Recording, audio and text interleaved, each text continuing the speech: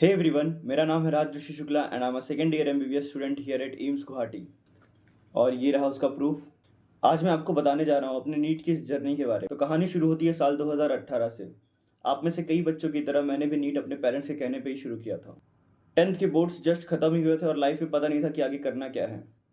पापा को किसी ने बोला कि बेटे को नीट की तैयारी करा दो, तो पापा लेके चले गए महंगी सी कोचिंग नीट की तैयारी कराने। और मुझे पता भी नहीं था नीट से होता क्या उस वक्त। फिर 11-12 जैसे तैसे पबजी खेलते खेलते बीत गया। साल 2020 में मेरा नीट का पहला अटेम्प्ट था और उस साल कोविड का टाइम था, इसलिए एग्ज़ाम सितंबर तक डिले हुए थे। और जिन बच्चों को करना था वो तो कर ले गए थे और मुझसे तो फिर भी नहीं हुआ था। और उस साल मेरे नीट में आए थे 160 नंबर। फिर मैंने सोचा कि फार्मेसी ही कर लेते हैं, पापा ने मना कर दिया। पापा ने बोला बीएमएस करा लेते हैं बेंगलुरु से प्राइवेट में। तो मैंने कहा बीएमएस ही करना है तो वो मैं गवर्नमेंट में कर लूँगा। ऐसे करके मैंने एक और साल लगाया तैयारी में, लेकिन उस साल भी मैंने नहीं पढ़ा। उस साल मैंने पीडब्ल्यू का यकीन बैच जॉइन किया था, पहली बार आया था शायद, और मैंने उसे भी यूटिलाइज नहीं किया। और नीट 2020 की तरह ही नीट 2021 का पेपर भी सितंबर के टाइम पे ही हुआ था।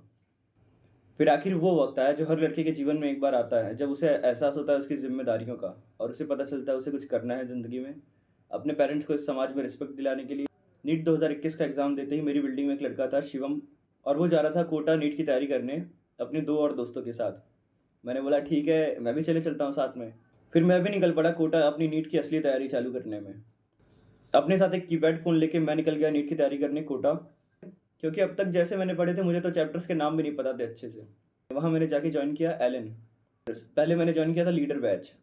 साल बीता, जैसे तैसे बहुत अनुभव मिले, पहली बार घर से दूर रहा, अकेला रहा।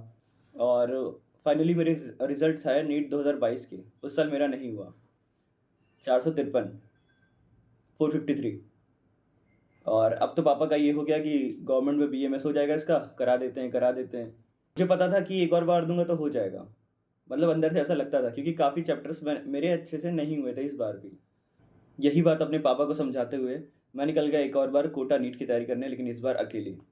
और आखिरी में नीट 2023 का रिजल्ट आया, तब मार्क्स थे 655 और ऑल इंडिया रैंक थी 5903। और जिस दिन तो रिजल्ट आया ना, उस दिन का सेलिब्रेशन एकदम ही अलग था।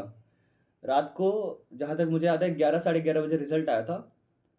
पापा पापा सबसे पहले निकल गए मंदिर के लिए, और पहले मंदिर में गए, शंकर भगवान का आशीर्वाद दिए। फिर एक एक करके सबको बताना चालू किए कि मेरे बेटे का इतना मार्क्स आया, निकल गया, नीट निकल गया। उस दिन बहुत अच्छा लगा था। और पूरी रात कोई सोया नहीं था फैमिली में। और सुबह होते ही मैं अपनी फैमिली के साथ निकल गया था मुंबा देवी के दर्शन करने। और सुबह मतलब सुबह के 3 बजे सुबह के 3 बजे मैं चला गया मुंबा देवी दर्शन करने फैमिली के साथ। आए तो पापा प्रसाद बांटे सबको, काफ़ी मन्नतें थी वो पूरी की। और अब फाइनली टाइम आता है कॉलेज अलॉट होने का।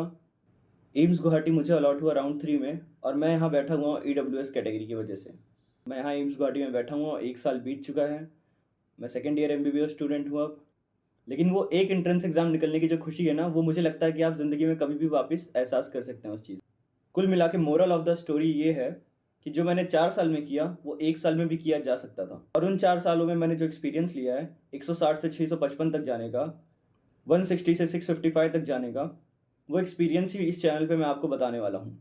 और मैं चाहता हूँ कि आप में से जो देख रहे हैं उनका भी नीट निकले, अगर आप नीट एस्पिरेंट हैं तो। अगर आप फर्स्ट ईयर एमबीबीएस स्टूडेंट हैं तो फर्स्ट ईयर के एग्ज़ाम्स भी इतने ईजी नहीं होते हैं, उनको भी सीरियसली लें, उसके बारे में मैं आपको गाइड करूँगा।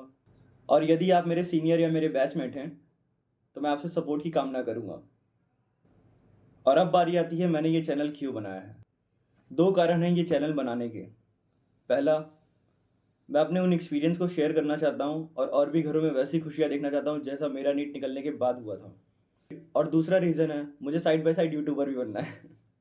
ये मेरा इंस्टाग्राम हैंडल है, आप यहाँ जाएंगे तो आपको दिखेगा कि मैं पर्सनल ब्लॉग्स बनाता हूँ पिछले 1.5 महीनों से। और उसमें मैं एक फ़िटनेस जर्नी पे हूँ। पहले 30 डे हैबिट सीरीज़, फिर 150 डे मोमेंटम सीरीज़, फिर 75 डे हार्ट सीरीज़।